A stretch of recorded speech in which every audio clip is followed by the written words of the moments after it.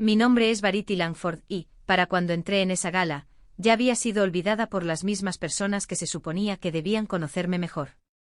No me vieron cuando crucé sola la entrada de mármol, ni mis padres, ni mi hermana Clarissa con su vestido de diseñador, ni los primos acurrucados junto a la barra de champán, susurrando sobre ciclos de promoción.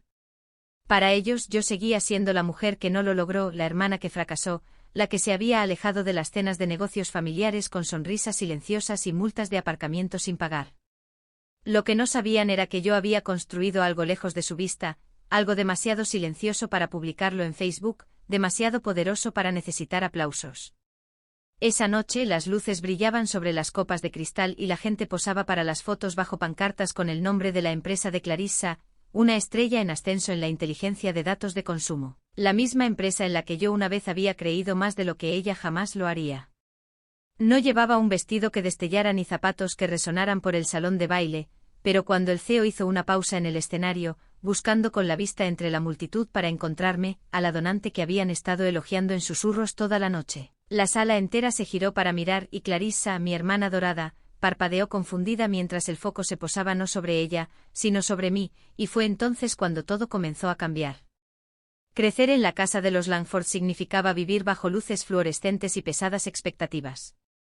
Mi padre era un ejecutivo de banca regional, el tipo de hombre que planchaba su periódico antes de leerlo. Mi madre mantenía nuestro hogar impoluto y nuestra vergüenza en silencio. La perfección no se elogiaba, se exigía, y en ese mundo el éxito tenía un código de vestimenta, un currículum y un plan quinquenal plastificado a los 16 años. Clarissa, mi hermana menor, prosperó en ese ambiente.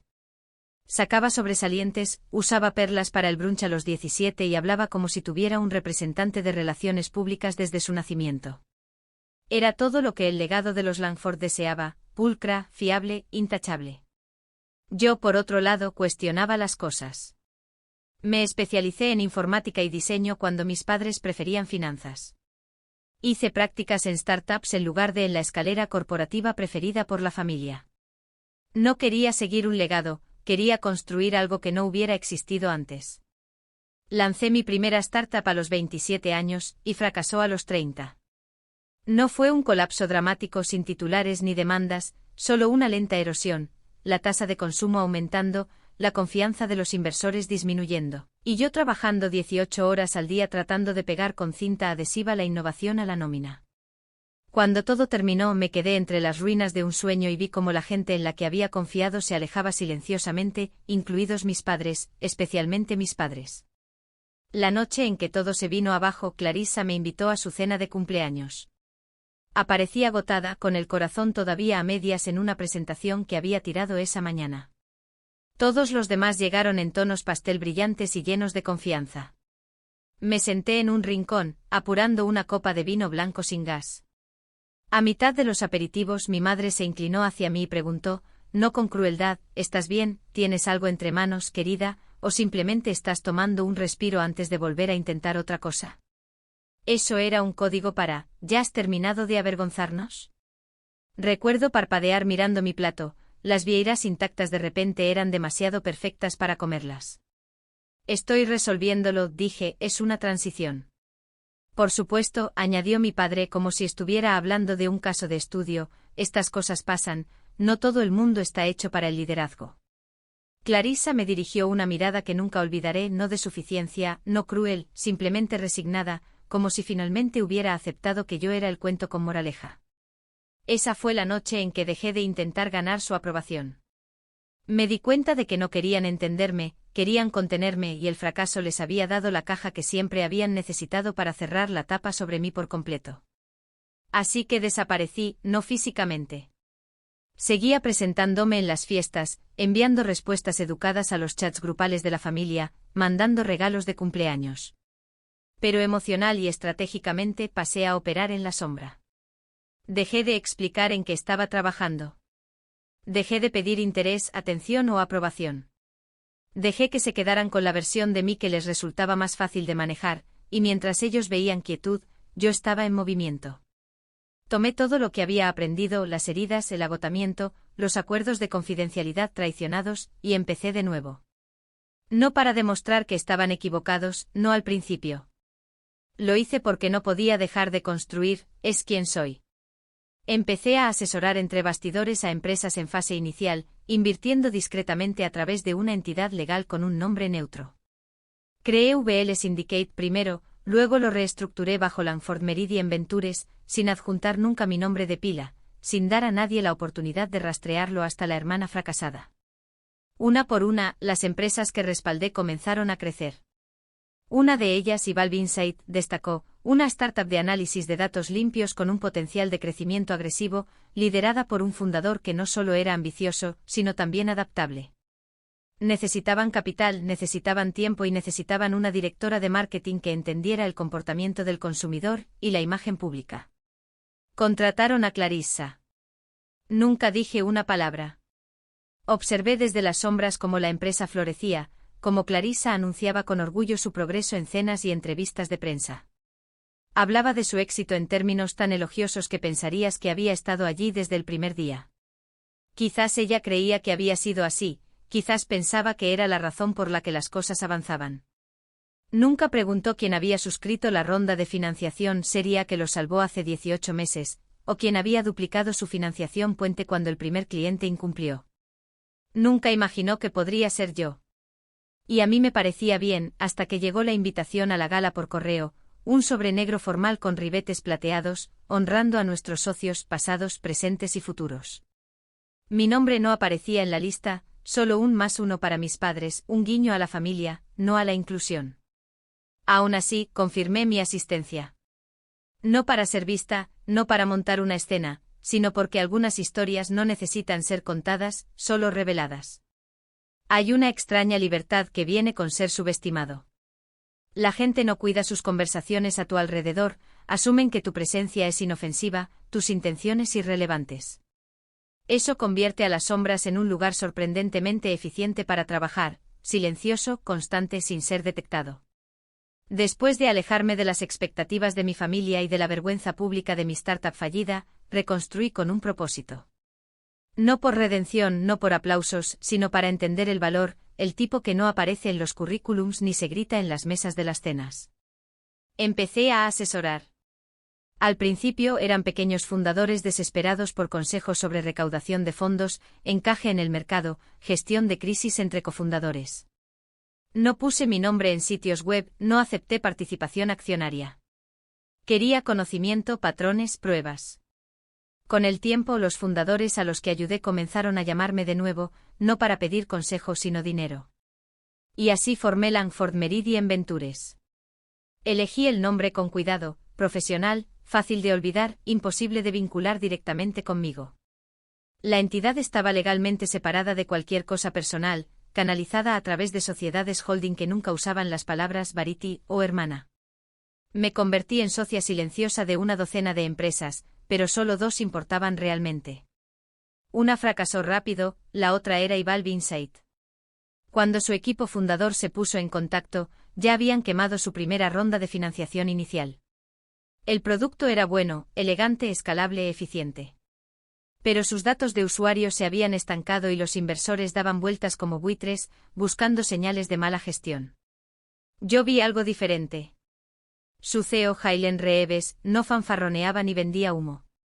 Me envió documentos en bruto, admitió errores y describió cómo los solucionaría. Transferí los fondos en 48 horas. 3 meses después, la directora de marketing renunció inesperadamente. Observé las actualizaciones de contratación desde lejos. Me tomó un momento reconocer el nombre cuando la anunciaron, Clarissa Langford. Casi parecía una broma, pero ahí estaba, mi hermana asumiendo un rol de liderazgo en una empresa que solo existía porque yo había mantenido las luces encendidas. Al principio pensé en retirar mi inversión, no por rencor, sino porque no quería proximidad. No quería invitar a los fantasmas de la comparación o el resentimiento. Pero los números eran claros, el mercado se estaba calentando, la experiencia de Clarissa en asociaciones de marca era sólida y francamente, no iba a perturbar la trayectoria de una empresa solo para mantener mi pasado ordenado. Me quedé. Vi a Clarissa cambiar el mensaje de la empresa. Vi cómo conseguía 3 clientes de renombre y aparecía en Forbes Next. Incluso vi una foto de ella junto a Hailen en una azotea con la leyenda, el equipo dinámico detrás del ascenso exponencial de Ival. Se veía orgullosa del tipo de orgullo que no pregunta de dónde vino el andamio. Una vez vi un clip de ella en un podcast hablando sobre liderazgo. Tienes que saber quién está en la sala, dijo, quien cree en la misión, quien se juega la piel. Casi me río. Me pregunté si alguna vez preguntó quién salvó la nómina en enero, si alguna vez miró la tabla de capitalización lo suficientemente de cerca como para ver el porcentaje en manos de Langford Meridian Ventures. O quizás, como tantos otros, asumió que NP Holdings, nuestra empresa asociada, era el verdadero poder detrás de todo. Ella nunca supo que asistía a 2 reuniones trimestrales de la Junta bajo un alias, que cuando su equipo de marketing solicitó una extensión de presupuesto de emergencia la primavera pasada, yo fui una de las 3 personas que lo aprobó. Me dije a mí misma que no me importaba, que era mejor así. Que creyeran lo que necesitaran, que ella pensara que había escalado por su cuenta. Y tal vez lo habría mantenido así, si no hubiera sido por la gala. Cuando llegó la invitación, me quedé mirando el sobre más tiempo del que debería. Era hermoso con relieve plateado como algo de una boda real. Dentro, la carta agradecía a los socios clave por su apoyo e invitaba a distinguidos colaboradores a asistir a una ceremonia privada en honor a aquellos que habían hecho posible el éxito de Ival. Había una línea al final: los nombres no se revelarán hasta la noche del evento para preservar el impacto del reconocimiento. Sabía lo que eso significaba. Iban a decir mi nombre. Quizás no todo, pero lo suficiente. No estaba segura de cómo me sentía. No emocionada, no vengativa, simplemente serena. Ya no se trataba de ser vista, se trataba de la alegría silenciosa de cerrar un círculo, de saber que nunca había necesitado luchar por una silla en su mesa porque había construido la mía propia, y ahora ellos estaban cenando gracias a ella. Reservé un billete, elegí un vestido negro que no pedía atención y me hice una promesa: no diría nada, ni siquiera si finalmente me miraban, ni siquiera si se disculpaban. La verdad, ya no necesitaba mi voz, ya había subido al escenario.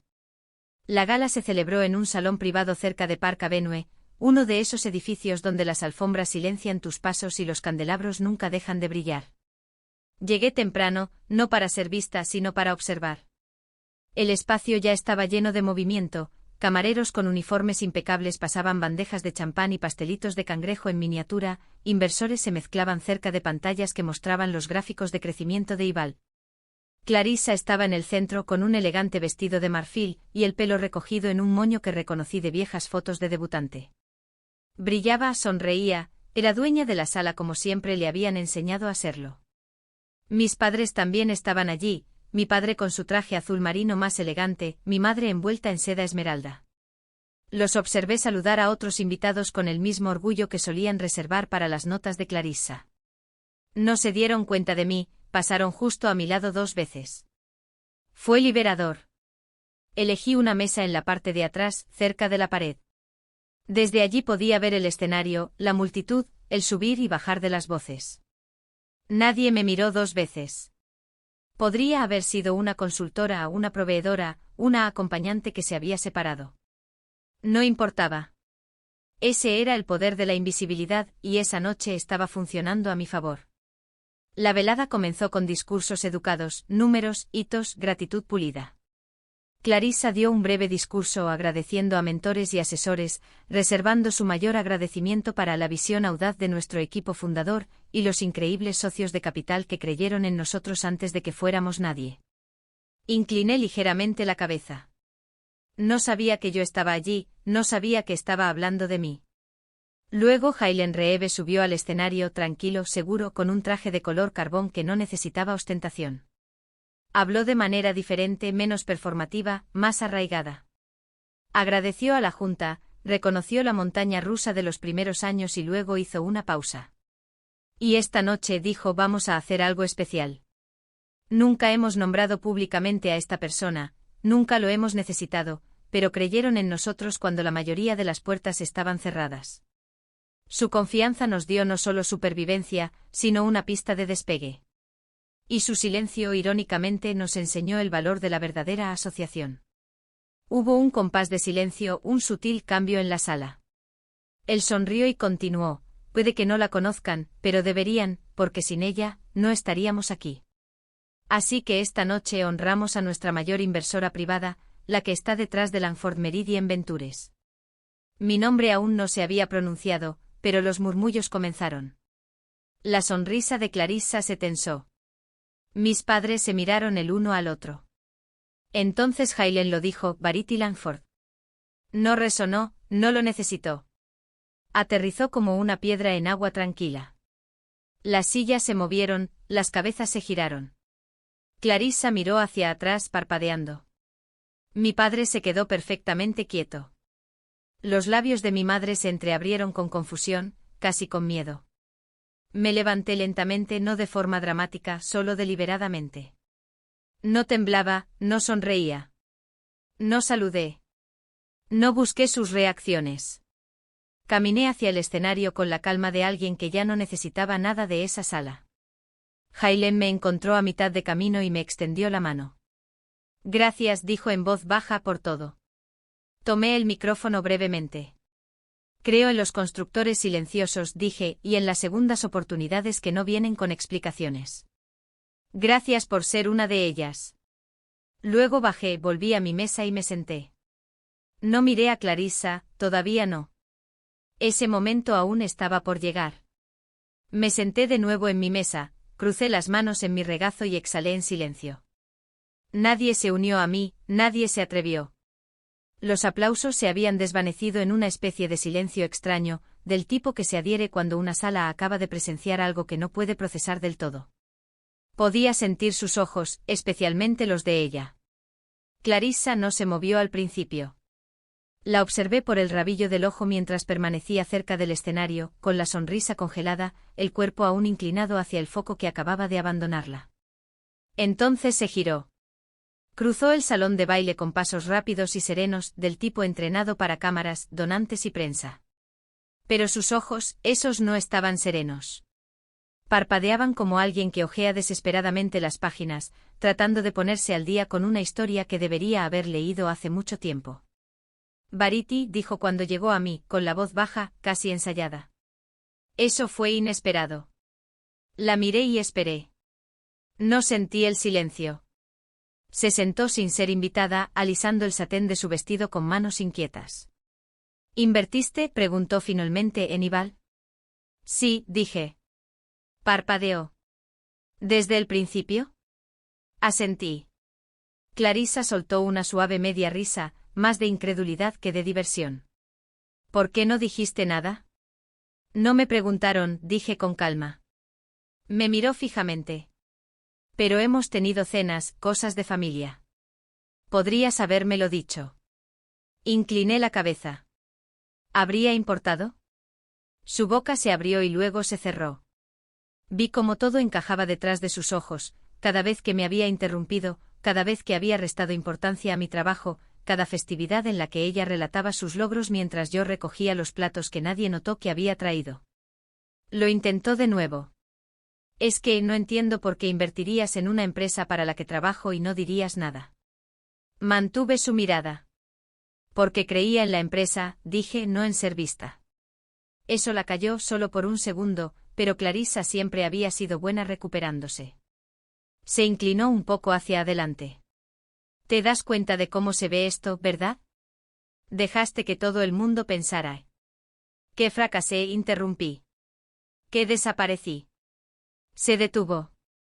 No corregí la versión, Clarissa, porque no era mi responsabilidad arreglarla. Todos estaban cómodos con la versión de mí que los hacía sentir superiores. Simplemente no vi el sentido de perturbar su historia. Su rostro vaciló.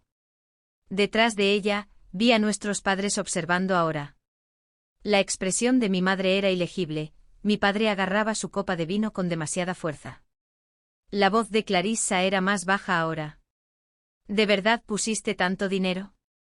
Más que el resto combinado, respondí, no con orgullo, solo como un hecho. Se echó hacia atrás, como si las palabras tuvieran peso.